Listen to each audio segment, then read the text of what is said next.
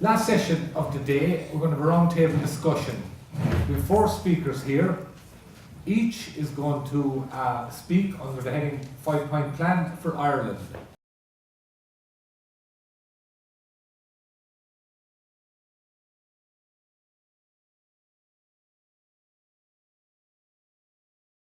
I just wanted to offer you a brief contribution, and I want to make 10 points, but they're interrelated and they're brief. I also would like to put them in some kind of context. And to start with, I came up with a title. We're about to celebrate 1916, and the 1916 narrative is about liberating ourselves from being subjects and turning ourselves into citizens of a republic. So I called my short input The Republic of Subjects. That is where we now are, and this is the challenge for our democracy. When I was traveling up on the train, I was reading a review of Richard Flanagan's book, The Narrow Road to the Deep North, and it was a wonderful review. And the central character, who's a doctor, says, "It's only our faith in illusions that makes life possible. It is believing in reality that does us in every time." As you probably know, The Narrow Road to the North, the Deep North, which recently won a major literary prize, is about building a railroad in Burma during the Second World War involving prisoners of war and Asian indentured workers in very large numbers. In a sense, it reminded me of the austerity that we've been going through. It was represented to us as a temporary event, but in fact, of course, it is a permanent policy unless it can be changed. We are, as we're all acutely aware, faced with a problem of ungovernability. And much of the discussion today has centered on how do we deepen democracy. Well, for me, there are a number of central questions. The first, I believe, is central. Why was the bailout not put to a referendum? Was it legitimate for the government to make the citizens responsible for the debts of the banks? Is this decision undermining our democracy? Now, anybody in government will tell you, well, there was an issue of liquidity, we had to make the decision quickly. I think we have a highly educated population. One of the successes of our social policy has been to invest in education. I think if the public had been consulted, the liquidity would have continued, and the terms would have been very, very different, because it would have been a decision that the whole of Europe would have watched in terms of consultation with a group of citizens and the consequences for them of that decision. Water charges have arrived. They've arrived after we were told the austerity was over. They've unified the public against the government's latest austerity measure that has galvanized popular protest aimed at the perceived victimization of the public in debt reparation, for which the citizens feel no moral responsibility. And this is part of the crisis we're going through at the moment. And we saw over the weekend, some very ugly incidents that arise from a deep sense of anger and alienation. We have a problem of a lack of transparency with our macroeconomic strategy in terms of how we are going to approach post-crash Ireland, how we're going to build our society, what kind of values are going to inform it. Clearly, as many of the speakers have pointed out, we're seeing the shrinking of the state, even if it was a hollow state. That has become central to the policy agenda. This crisis has deeply impacted on particular sections of the population in a highly ageist way. Young people haven't been allowed to enter the labour market. So there is a huge problem in Ireland and Europe of youth unemployment. Older people have been forced out of the market into situations where they're dependent on pensions, most on state pensions, but even those who have occupational pensions don't know if they will be honoured. The government has created austerity cities, constituted of deep inequalities and populated by insecure citizens that feel they have been reduced to subjects.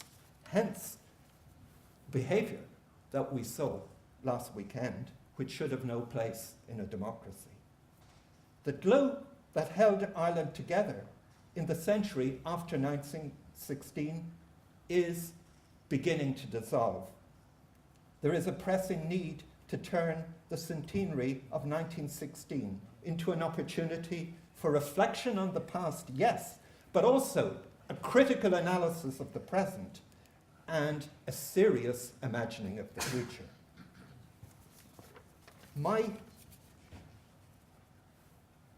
suggestion is that Ireland has an Irish history, and the hollow Irish state, as Colin Scott put it, has depended on a series of political fictions. We have had not just one republic, but four.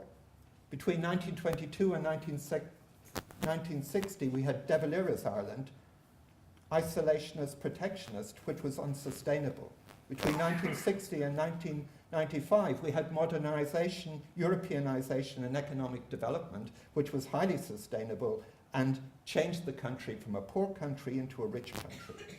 Between 1995 and 2008, we had the Celtic Tiger, based on risk, globalization, and deregulation, which destroyed the country in a wholly unsustainable project.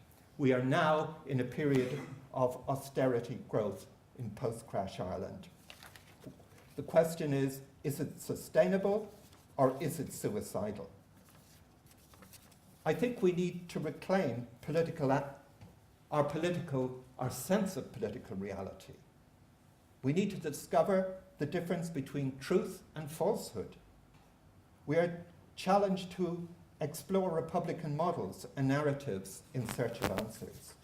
My 10 principles for a critical citizenship are, first, that we should value social justice as a democratic imperative by rejecting growing inequality. And we've seen really powerful evidence from Sean and Michelle of inequality growing sharply since 1980. Inequality causes poverty, that's obvious, but it also causes social conflict. Inequality ruins lives. Inequality is the product of a market society. Inequality is based on oligarchy and is the antithesis of democracy. And what we have seen since 1980 is the emergence of an oligarchical class which controls wealth but also information and is gradually undermining democracy and creating a very profound crisis. My second point relates to that because I think we need to seek to democratize democracy. Democracy isn't a static notion, it's an evolving notion. We need to democratize democracy through public accountability, the banks, the political class, multiple ownership of property, links between politics and business, clientelism, etc. My third point, we need to challenge media monopoly of knowledge in an information society. The internet proves that media power over truth can be challenged. My fourth point, and this arises out of our current discussion about water, I think there is a real need for a referendum on the social ownership of state assets and services, such as water, transport, etc. Those are utilities, but I would also suggest in the light of the forthcoming North American EU partnership agreement on liberalization of trade, that we need to secure the ownership of schools, colleges, hospital, social care, etc., which is in danger of being privatized. We also need to secure our resources, forestry, which was nearly sold off, oil and gas reserves, etc. This would, I think, help us deal democratically with the challenges of the market that lie ahead. Fifthly, we need to broaden the political debate through, as Collins says, reflexive governance, beyond a preoccupation with narrow economic concerns, to a wider consideration of social justice and sustainable development. And those points have been very well made today. We can only survive this crash, this crisis in our democracy, by reinventing our sense of social solidarity.